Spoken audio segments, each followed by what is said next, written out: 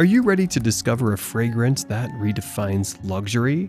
Dior's Tobacolor isn't just a scent, it's an experience. It's a bold unisex fragrance that promises to turn heads without overwhelming the room.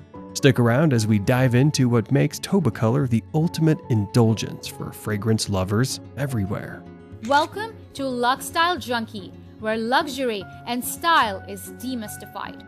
So, first things first, Dior Tobacolor is a 2021 release by the luxury house as part of their Maison Christian Dior collection. According to the official website, Tobacolor Eau de Parfum is an olfactory painting in a myriad of hues, representing Christian Dior's strolls through the heart of a bazaar dimmed by wisps of hookah smoke.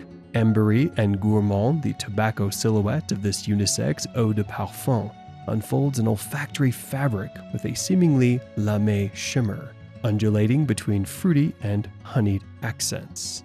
Before we get into the details, let's give a big shout out to the mastermind behind this fragrance, François Demachy, Dior's legendary perfumer. This guy is like the artist of scents, turning emotions and memories into something you can wear. And with Tobacolor, he's nailed it, capturing the cozy vibe of sweet tobacco fields, sunny afternoons, and deliciously rich treats.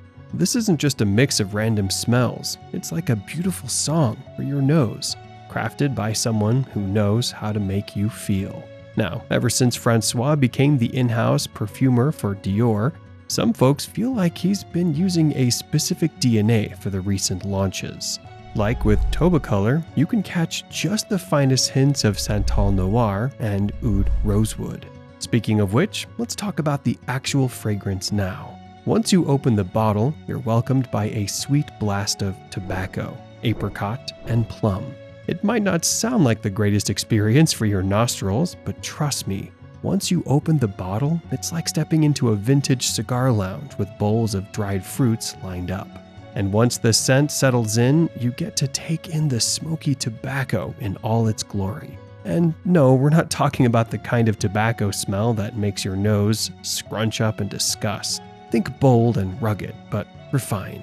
And once you get used to the tobacco, you can truly appreciate the amber, honey, and smoky fragrances. The amber and honey are responsible for giving Dior Tobacolor its signature warmth and sweetness. You might also get a warm, spicy experience. There's no mention of any spices on the website, but some people feel like there's a hint of cinnamon or nutmeg in there. Still, for the most part, it's an overly sweet experience laid on smoky tobacco. Now, the mix of fragrances might raise some pretty valid concerns about the perfume being a little over the top. But when it comes to Sillage, Dior managed the art of being subtle and a powerhouse at the same time with this one. Think about walking into a room wearing Dior Tobacolor and grabbing the attention of those sitting right next to you without overwhelming the entire room. I think that's the best way to explain the Sillage, aka how far the scent travels with this one. As for the longevity, you'll be happy to know that the scent stays on for about 10 to 12 hours on your skin. And even after that period, it lingers on your clothes, giving Tobacolor all the features of a signature scent. One user reported his experience saying, "Bro, this one lasts and projects like crazy. I had 4 sprays, and it projected for about 8 hours. The next 4 hours, it was skin scent. Then I took a shower and could still smell it. Monster of a fragrance." However, it's worth pointing out that people have different body chemistries, so longevity might differ for everyone. There's also a question of what season the scent is best suited for. Well, most folks on the internet have decided it's a fall scent. The packaging deserves a mention as well. Dior chose to take the minimalistic route with this one. You've got the signature cylindrical design of Dior's Maison collection, a black cap and a white label. Nothing that will be too harsh on the eyes. It's the perfect complement to the luxury scent encased inside. But why should you go for Dior's Tobacolor and not the competition? Well, that decision comes down to preference. It's not like Dior's the first to come out with a signature tobacco scent. Tom Ford did it with Tobacco Vanille, and Maison Margiela did it with Jazz Club. But what you need to understand is that these scents bring a different vibe to the table. Ford's Tobacco Vanille relies more on spiced vanilla to complement the earthy flavors of tobacco. And Maison Margiela's Jazz Club is all about bringing that boozy tobacco flavor. But if you look at Dior's Tobacolor, it's all about blending the fruity sweetness and warm smokiness, putting the fragrance in a league of its own.